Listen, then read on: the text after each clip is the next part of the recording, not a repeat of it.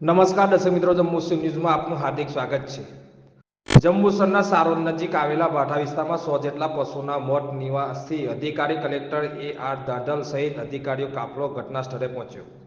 જંબુસર પ્રાંત અધિકારી, જંબુસર મામલતદાર, જંબુસર તાલુકા વિકાસ અધિકારી, ડિઝાસ્ટર મામલતદાર રાકેશ મોદી સહિત અન્ય અધિકારીઓ હાજર રહ્યા. વરસાદી માહોલમાં પશુઓના મોતને લઈને પશુપાલકની દયનીય હાલત બની.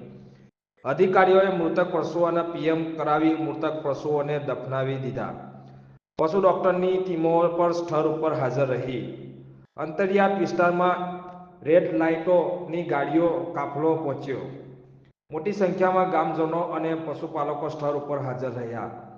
વેરજ પોલીસ સ્ટેશનના PSI ખટાડા સહિત ઉબેર, સારોદ, વલીપુર, નોંધના ગામના તલાટીઓ પણ હાજર રહ્યા.